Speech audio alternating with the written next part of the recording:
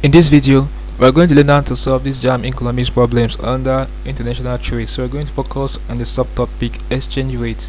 So guys, we have about 12 to 14 repeated questions in this video to practice with. Let's get started. The first question I have here says, a condition in which official and autonomous exchange rates coexist is: we have managed floating rate system, dual exchange rate system, multiple exchange rate system, market determined exchange rate system. So the right answer is option B, which is dual exchange rate system. Okay, very important. Next question is this one. It says, the major determinant of a floating exchange rate is: we have the act of the parliament, the system of government, the forces of demand and supply, the higher denomination of a currency. So the right answer is option C, the forces of demand and supply. Very important. Next question is this one. It says, the exchange rate determined by market forces is known as: we have pegged exchange rates, we have floating exchange rates, we have dual exchange rate, mixed exchange rate. The right answer is option B, which is floating exchange rate. Very important. So floating exchange rate is determined by market forces. Okay, so next question is this one, which is a condition in which official and autonomous exchange rates coexist is. And to incorporate the attempt to this question, the right answer is option D, which is dual exchange rate system. Okay, next question is this one. It says, devaluation is effective when we have demand for export is price elastic, demand for import is price inelastic, production for export is low, demand for import is neutral. So guys, the right answer to this question is that devaluation is effective when the demand for exports is price elastic.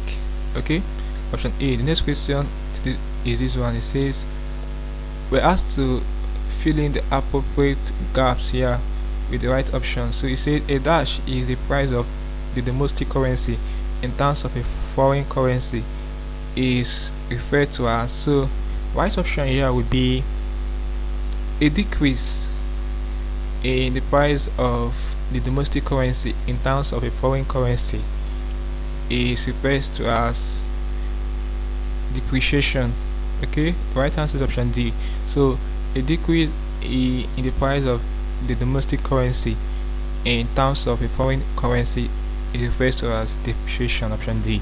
Next question is this one. It says, the markets where buyer and sellers of currency meet is known as: we have capital markets, security market, foreign exchange market, commodity market. The right answer is option C, foreign exchange market. Okay, next question is this one. It says, a country with overvalued currency will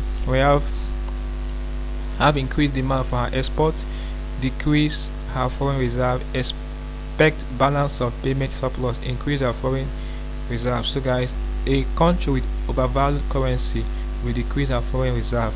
Okay, next question is this one. It says, a measure for preventing the external value of the naira from falling is for the government to reduce interest rate, buy its own currency with foreign reserve, increase its spending with foreign reserve, sell its own currency. So the right answer is option B, to buy its own currency with foreign reserve.